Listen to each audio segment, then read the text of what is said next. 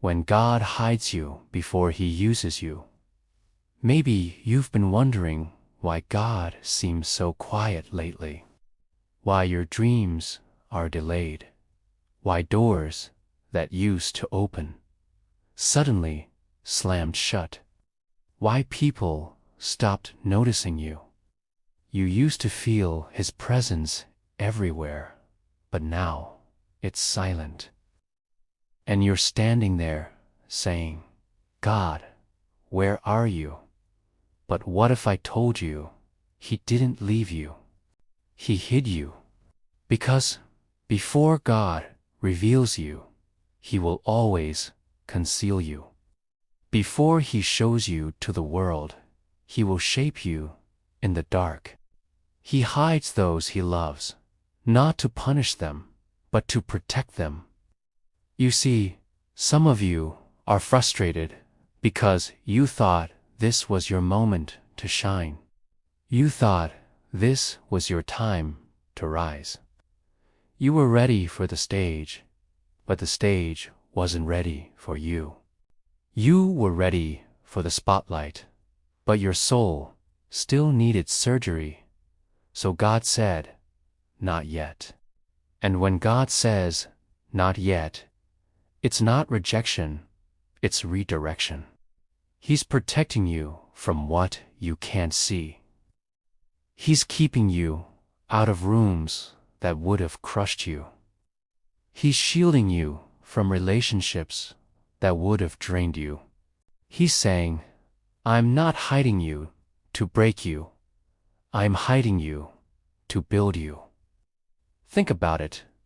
Moses was hidden in a basket before he led a nation. David was hidden in a field before he defeated a giant. And even Jesus, the Son of God, lived 30 years in obscurity before 3 years of ministry. Because when God hides you, it's holy. It's not a delay, it's divine development. He's teaching you to depend on His voice, not applause. He's building roots so deep that when the wind comes, you won't fall. So stop calling your hiding season failure. Stop calling your process punishment. Stop thinking the silence means He's gone. He's closer in the dark than He's ever been in the light. The silence is sacred. The obscurity is an opportunity. The hiding is heaven's hand shaping your heart. You prayed for God to use you, and He will. But first, He's making sure you won't collapse when He does. Because public success without private strength always leads to collapse. But when God hides you, He's fortifying your soul for the storm that's coming after the spotlight.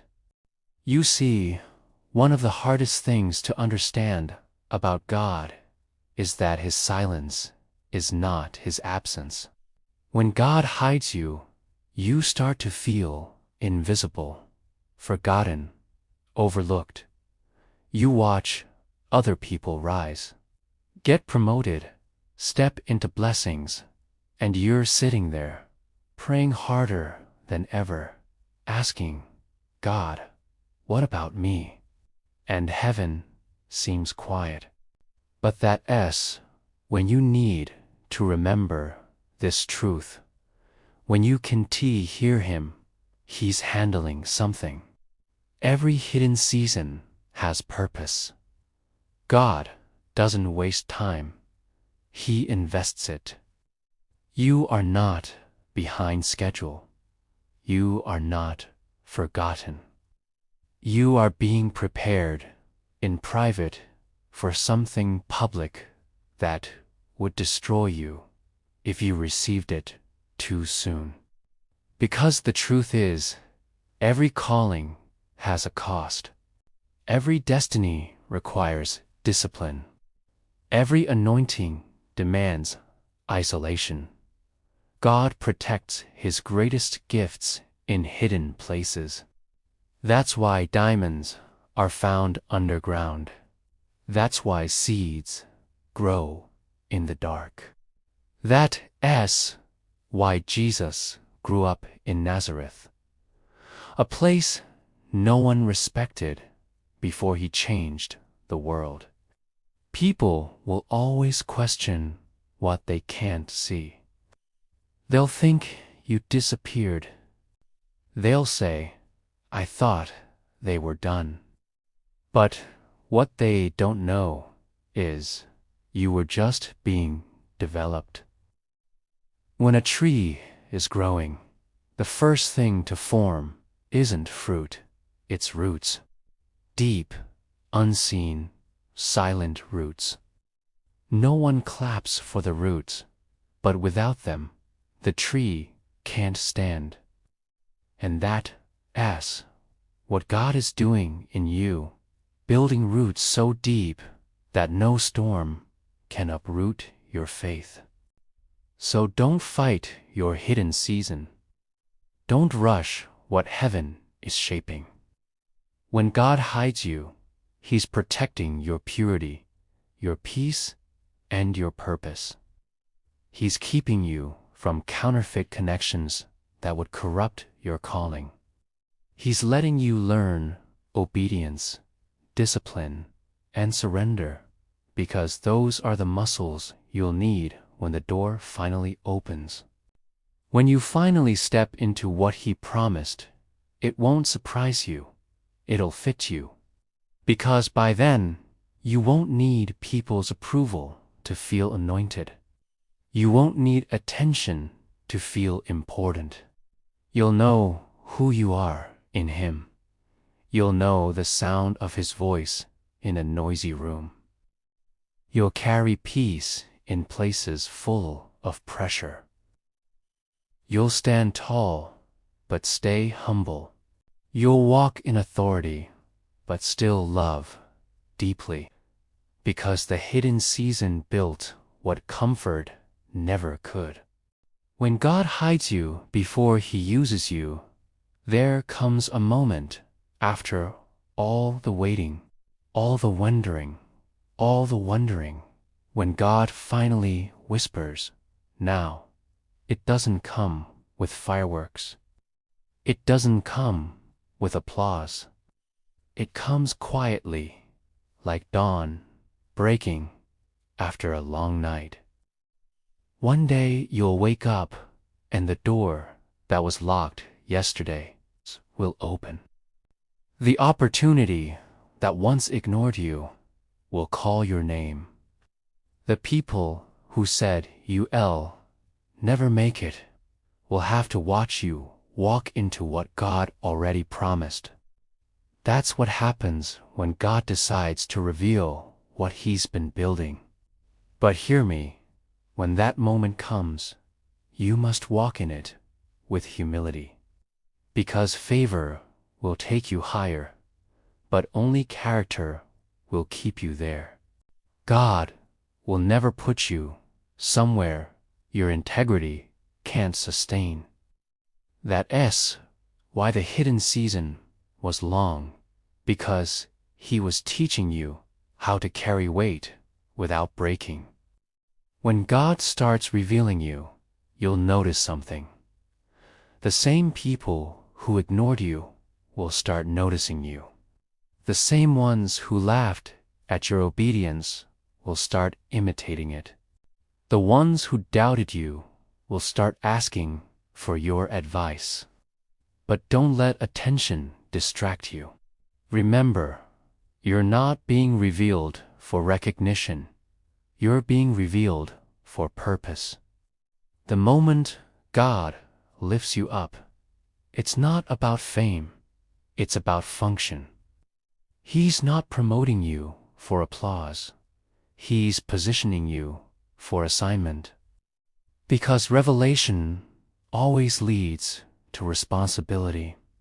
When the spotlight hits, you'll be tempted to think, "I made it." But no, my friend, That's just the beginning. You didn't arrive. You were assigned. And the same God who revealed you can hide you again if you forget who put you there. So guard, stay humble, stay hungry. When the doors open, don't forget the floor you used to cry on. Don't forget the nights you prayed when no one was watching. Don't forget the season where it was just you and God in the dark. Because what God built in private is what will sustain you in public. And when you finally start walking, you'll understand. It was never about being seen. It was always about being sent.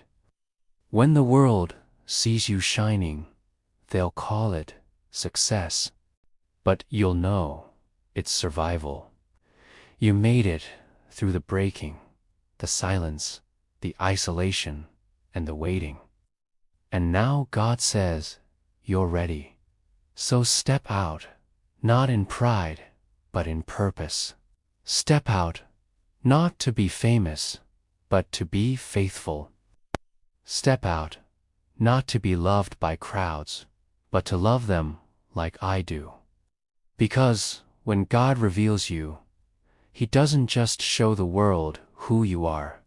He shows the world who He is through you. How to carry God's fire without burning out. When God finally brings you out of hiding and sets you on the stage He designed for you, whether that's in ministry, music, business, or daily life, the weight of that calling can feel heavy. You've prayed for this, you've waited for this, but now that it's here. And that's because carrying God's fire is not about being seen. It's about staying surrendered. The fire tests you before it uses you. Every move of God is followed by a test of faith. Moses had the Red Sea. Elijah had the drought. Jesus had the cross. And you'll have a moment when the spotlight fades and it's just you in silence again. You'll feel drained, you'll feel alone, and the enemy will whisper, "You've lost it." But that's not loss, that's maintenance. God will never let the fire burn uncontrolled. He teaches you how to tend it, not just show it. Because true revival isn't about running fast. It's about lasting long. It's not a one-night encounter. It's a lifelong surrender. How to sustain the fire? Stay at His feet. The higher you go, the lower you must bow. You can't lead revival from the stage unless you live it in secret. Your anointing will only go as far as your intimacy with Jesus. Don't confuse momentum for presence. Just because people are clapping doesn't mean God is speaking. There will be moments where everything looks successful, yet heaven is silent. That's your cue to return to prayer, not performance. Guard your oil. Not everyone deserves access to your anointing. Some people only come close to drain what God poured into you. Learn to say no to distractions that look like opportunities. Every time you say no to the wrong thing, you say yes to His presence. Let the Spirit lead, not emotion. Revival fire isn't fueled by feelings. It's sustained by faith. Even when you don't feel God, He's still working in the silence. The flame doesn't need noise, it just needs oil. Revival is relationship, not performance. God doesn't want performers, He wants pursuers. He's not impressed by the noise we make. He's moved by the surrender we give. The crowd may cheer for your gift, but heaven responds to your obedience. So, every time you preach, sing, serve, or create, don't chase approval. Chase presence, because applause fades, but the anointing never does. A word from the Spirit: I did not call you to burn out. I called you to burn bright. I did not choose you for speed. I chose you for endurance. Stay with me, I'll sustain the fire inside you. The world needs light, but not just any light. It needs a light that doesn't flicker when storms come. That's what happens when you live lit by Jesus. Your flame doesn't depend on weather, it depends on worship. When this message ends tonight, don't rush away. Sit in silence for a minute. Breathe. Let His peace wash over you. Because sometimes the most powerful revival moment isn't when we shout, it's when we listen. If this message spoke to your spirit, don't scroll away. Take 1 minute to thank Jesus right now. Share this so someone else can feel His fire. Because this revival doesn't stop here. It starts with you.